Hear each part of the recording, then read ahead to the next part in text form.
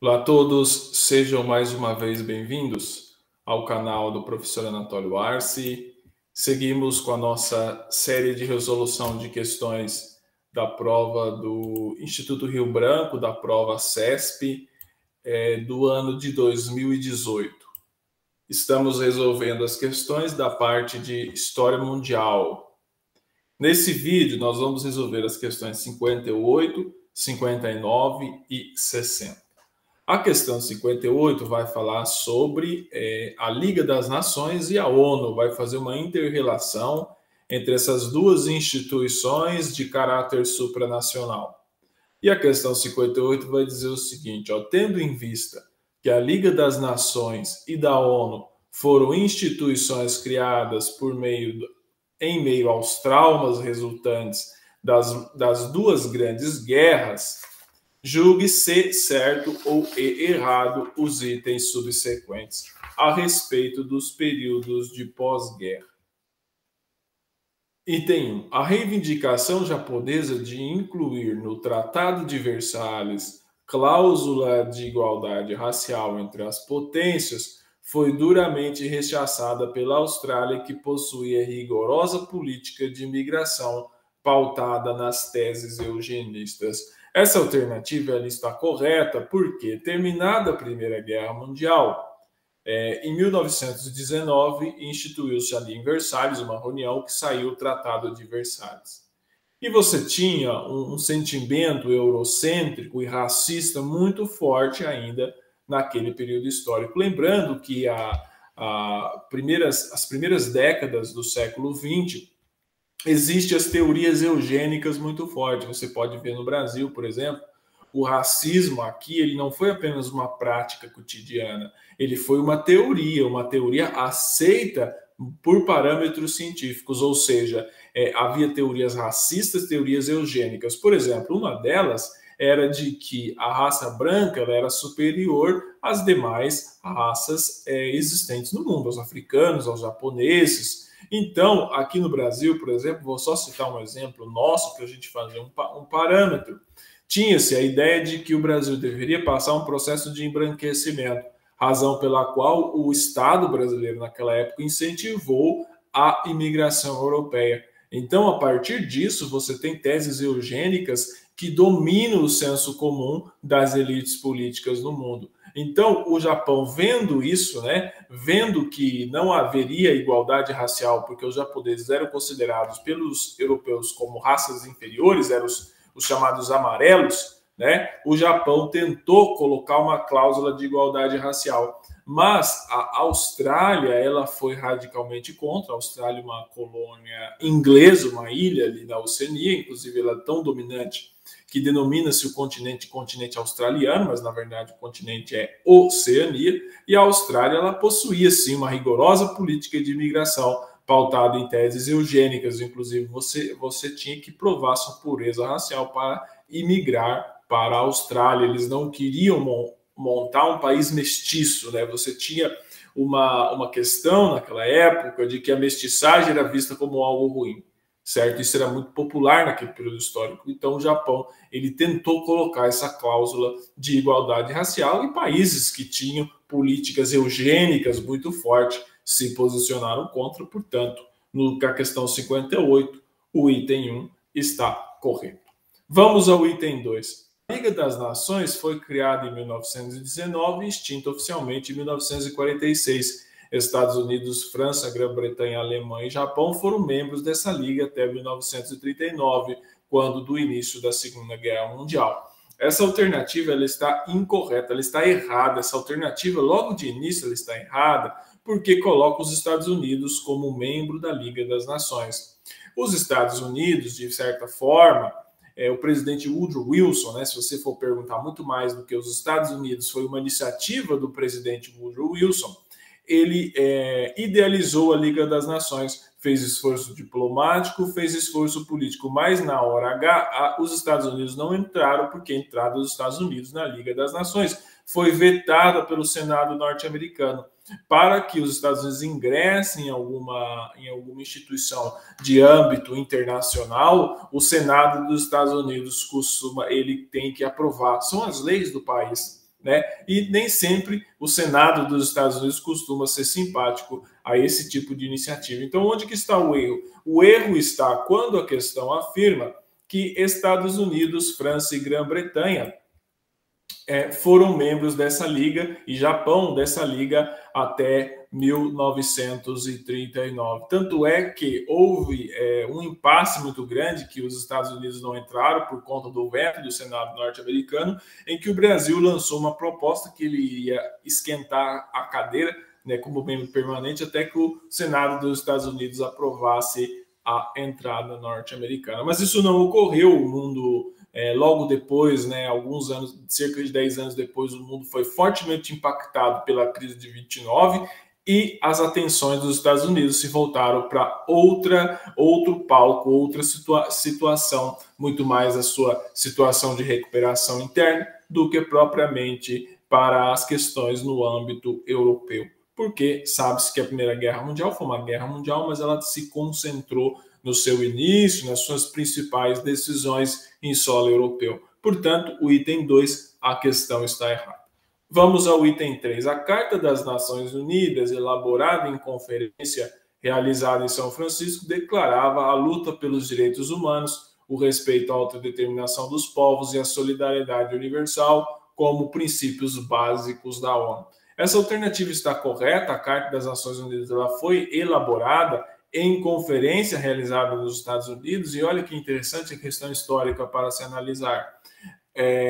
Temendo que a ONU tivesse o mesmo destino que teve a Liga das Nações no tocante à não entrada dos Estados Unidos nesse concerto, nessa Liga de Nações, certo? Nessa instituição internacional, melhor dizendo, fizeram uma manobra de que fosse na Conferência de São Francisco em que assinasse a Carta das Nações Unidas e não, coincidentemente, colocou-se a sede das Nações Unidas em Nova York. Ou seja, era uma forma de você arrancar da maior potência econômica, militar e política daquela época um compromisso com uma instituição de acordo de âmbito internacional. Isso não quer dizer que, na prática, os Estados Unidos tenham obedecido à ONU em todos os parâmetros, como, na verdade, isso não ocorreu. A invasão do Iraque em 2003 foi um exemplo de desobediência dos Estados Unidos no tocante a uma determinação da ONU, mas naquele momento histórico, os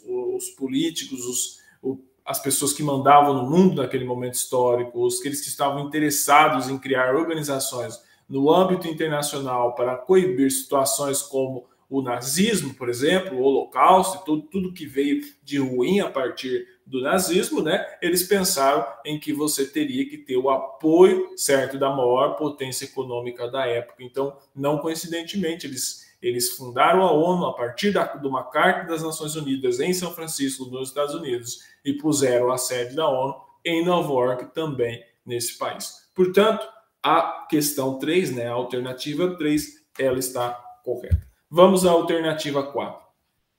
A criação de tribunais militares responsáveis pelo julgamento dos crimes de guerra foi uma das decisões da Conferência de Potsdam. Da Conferência de Potsdam. Foram então criados dois tribunais internacionais, um sediado em Nuremberg e outro em Tóquio, no qual se destacou entre as acusações dos réus japoneses e a escravização sexual de mulheres,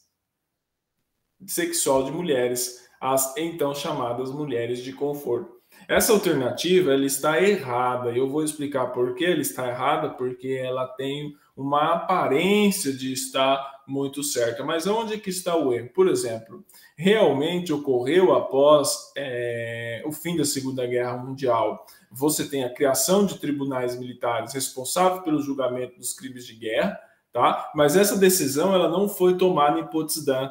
Aí que está o erro, certo? Ela foi tomada na chamada Carta de Londres, assinada por Estados Unidos, União Soviética, França e Grã-Bretanha. Então, as potências vitoriosas da Segunda Guerra Mundial se juntaram e decidiram ali em Londres, né, assinaram um documento chamado Carta de Londres, né, em que eles conferiam a criação de tribunais militares responsáveis pelo julgamento dos crimes de guerra, pelos horrores do nazismo, não só o julgamento dos hierarcas do nazismo, mas também a exposição dos crimes do nazismo. Então, por outro lado, eles também julgaram os crimes cometidos pelos japoneses, no qual destacou-se as acusações de réus japoneses, escravização sexual de mulheres, mulheres coreanas, mulheres chinesas, que eram chamadas de mulheres de conforto. Então, aonde que está o erro na questão? Se caso tivesse decisões da Carta de Londres e não da Conferência de Potsdam, essa alternativa poderia estar correta, mas ela não está correta, ela está incorreta. Portanto, a questão 4, a alternativa correta é E, certo? Ela está errada. Na questão 58, nós temos a seguinte configuração: a 1 está correta, a 2 está errada, a 3 está correta e a 4 está errada. Vamos à questão 59 agora. Questão 59 vai trazer o seguinte enunciado: a arte de hoje é composta por arte moderna e, às vezes, até a arte clássica e a arte contemporânea. Além do mais, algumas das principais figuras da arte contemporânea já morreram.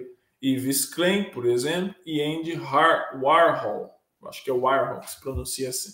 A arte contemporânea não pode, portanto, ser reduzida à arte de artistas vivos, já que ela inclui artistas já falecidos e não inclui grande parte da produção artística atual. A arte contemporânea é uma categoria estética de arte, um tipo de gênero artístico, mas em um sentido mais amplo do que aquilo que se costuma chamar de gênero. Como categoria artística, a arte contemporânea se encontra no mesmo nível da arte clássica ou moderna, sendo que cada uma possui suas características próprias. O texto fragmento de texto de Nathalie Henrich, Práticas de Arte Contemporânea, uma abordagem pragmática a um novo paradigma artístico, na revista Sociologia e Antropologia, de 2014.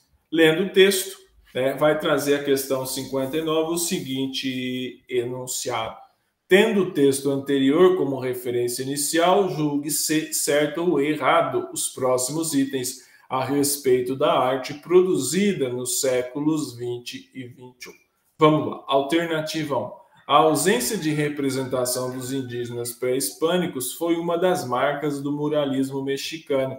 Esse movimento foi patrocinado pelo Estado e buscava aglutinar a modernidade artística europeia, a experiência histórica mexicana e os projetos de futuro para a nação elaborados no período pós-revolucionário. Essa alternativa ela está errada, por quê? Porque o conceito de muralismo mexicano, certo? Que foi pode-se dizer que foi uma escola de arte, né? Ela não tinha essa característica que está apresentada aqui. Por exemplo, o muralismo mexicano, que surgiu a partir da Revolução de 1910, uma revolução relativamente de caráter popular, a Revolução mexicana, ela explorava os problemas sociais e históricos do país como temas de obras. E nesse bojo, certo, a representação dos indígenas pré-hispânicos, elas estavam presentes, elas não estavam ausentes, certo? Os problemas mexicanos, dentre eles a questão dos indígenas pré-hispânicos, que todo o processo que ocorreu ali, eles não foram ignorados. Então, quando ele fala que havia ausência de representação do indígena pré-hispânico mexicano, ele não está em linha com o que diz o muralismo mexicano, certo? E um dos maiores representantes do muralismo mexicano foi o Diogo Rivera, pintor que viveu entre 1886 e 1957. Portanto, na questão 59, a alternativa 1, ela está errada. Vamos à alternativa 2. As relações entre arte e projetos políticos foram claramente definidas no século XIX e permaneceram no século XX. Nesse sentido, a expansão do expressionismo abstrato no contexto da Guerra Fria conecta-se à política de expansão cultural norte-americana, que teve na ação do MoMA importante impulsionador, uma vez que os museus estabeleceram-se ao longo do século XX como um dos principais definidores do que seria arte. Essa alternativa, ela está correta. Como que ela está colocada ali? Em primeiro lugar, certo, a relação entre arte e projeto político, ela sempre foi algo que existiu e ganhou corpo a partir no final do século XIX e começo do século XX. Isso continuou também durante o período da Guerra Fria, certo? Então, a relação entre arte e projeto político é algo presente. E essa escola, chamada de expressionismo abstrato, ela também é chamada de Escola de Nova York. Então, ela pode confundir o candidato que sabe o que é Escola de Nova York, mas não se lembra que Escola de Nova York e expressionismo abstrato é a mesma coisa. Ganhou muita força esse estilo de arte na década de 1940 em Nova York, certo? Então, foi um período, né, a partir quando nós estamos falando de Guerra Fria, ele foi um período de grande afirmação de valores, certo? Tanto de um lado quanto de outro. Incentivava-se a arte que expressava os valores norte-americanos. Então, a arte ela também era um instrumento de afirmação política. Não somente a história é utilizada como um instrumento, de certa forma, para manipular as massas ou para fortalecer projetos políticos, né? Mas a arte também é usada, de certa forma, ela também é usada para fortalecer projetos políticos. Então, ela pregava, né, esse expressionismo abstrato, a ampla liberdade artística, subjetivismo, a improvisação, etc, etc, etc. Então, e os museus passaram a ser grandes impulsionadores disso daí, até a própria cultura de ir em museu também é basicamente desse período histórico. Portanto, o item 2 ele está correto. Vamos ao item 3 agora.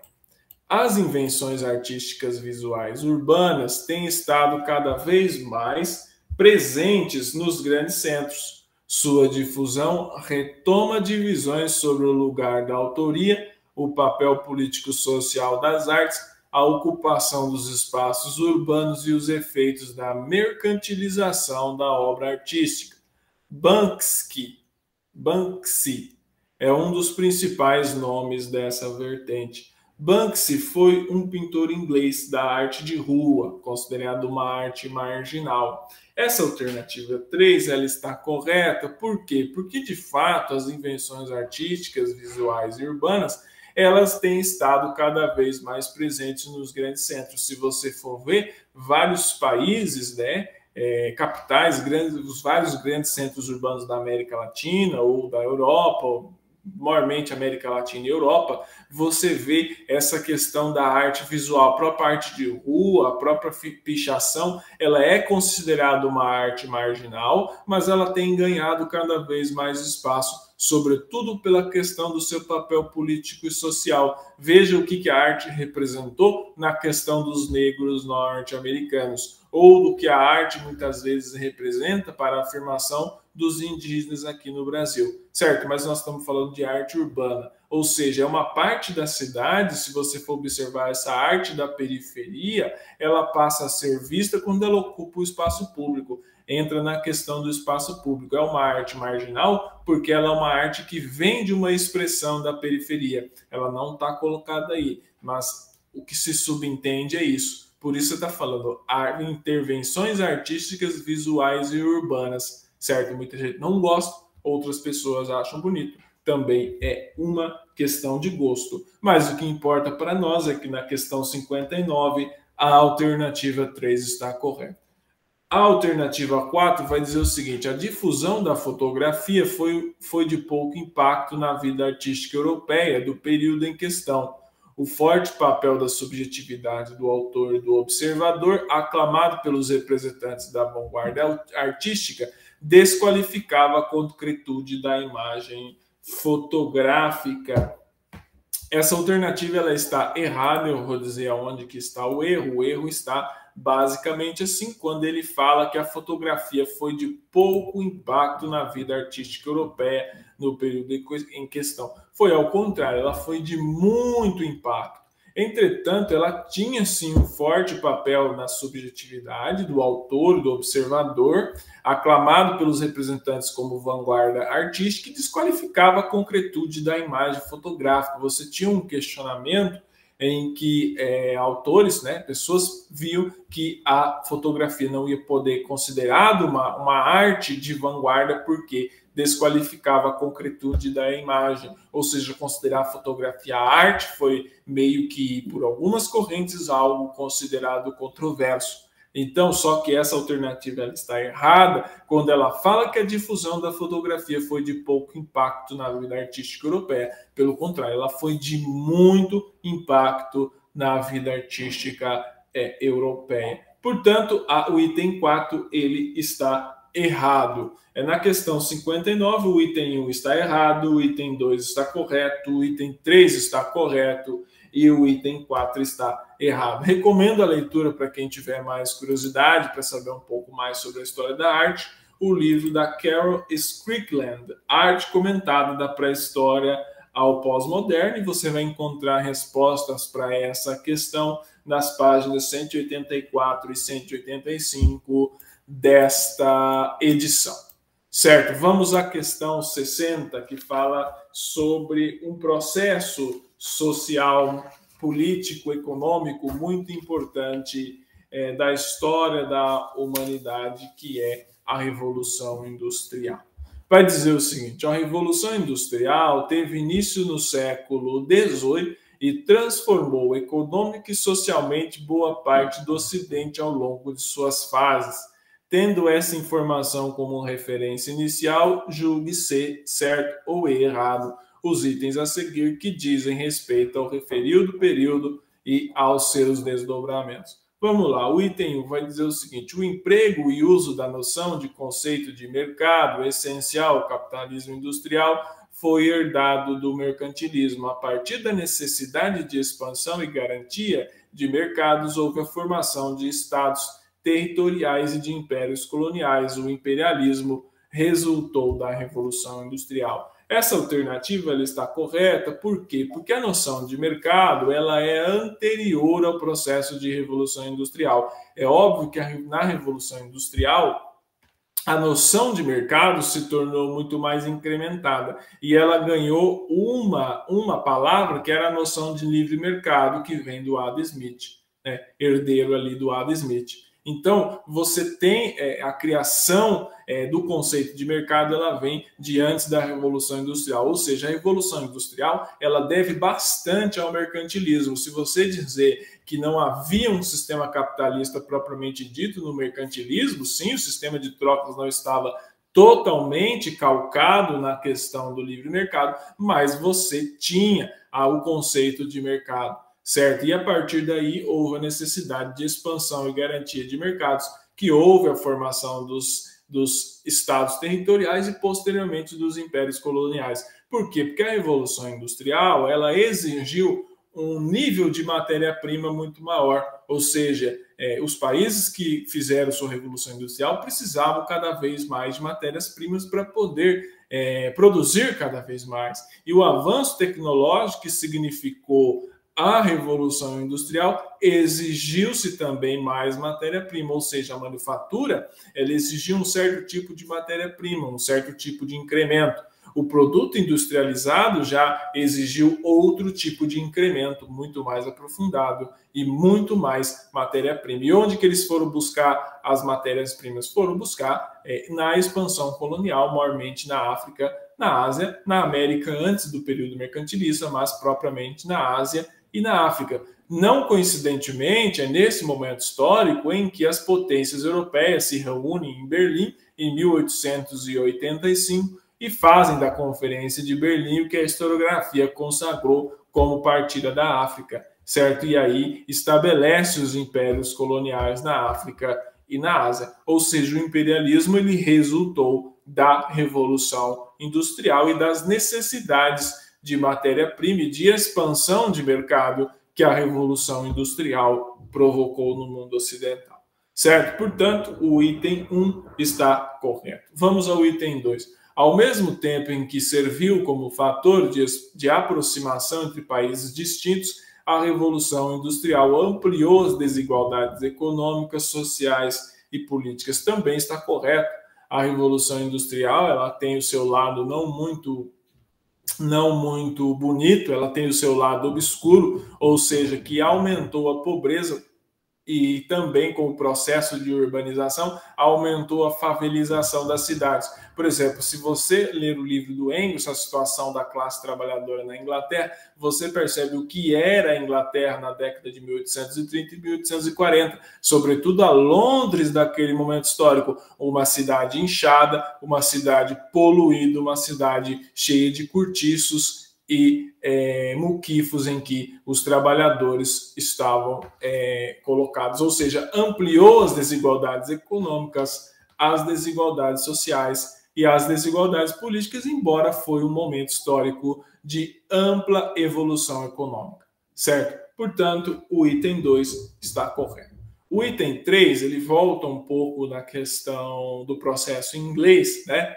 Rumo à Revolução Industrial, que vai dizer que os cercamentos ingleses aconteceram com o objetivo de incentivar o excesso de mão de obra necessária às fábricas na Inglaterra. Esse processo foi pacífico e contou com o apoio dos pequenos e médios produtores, pois eles adotaram a lógica comercial vigente e se integraram à cadeia de consumo. Essa alternativa ela está errada, por quê? Porque realmente, né, os cercamentos ingleses aconteceram com o objetivo de incentivar o excesso de mão de obra necessária para as fábricas na Inglaterra, ou seja, provocou-se o cercamento, provocou um êxodo rural. O que os camponeses tiveram que fazer? Foram expulsos de suas terras, foram obrigados a ir para a cidade e vender sua força de trabalho nas fábricas, certo? Mas esse processo ele não foi pacífico, certo? E ele não contou com o apoio de pequenos e médios produtores. Ou seja, muitos pequenos e médios produtores também foram afetados pelo cercamento. E o cercamento não era um processo pacífico, eles chegavam, ocorreram muitos abusos, muitas mortes, muitos estupros. Às vezes o indivíduo chegava para fazer o cercamento, ele expulsava o camponês, estuprava as mulheres, batia nas crianças, fazia todo tipo de abuso. Ou seja, o objetivo era satisfazer a uma necessidade de mão de obra para as fábricas da Inglaterra. Ou seja, o cercamento ele faz parte do processo de formação do proletariado inglês, certo? Da ampliação da mão de obra, porque com a ampliação da mão de obra disponível, você pode pagar salários mais modestos, certo? Portanto, a questão 3, a alternativa está errada, porque o processo não foi pacífico.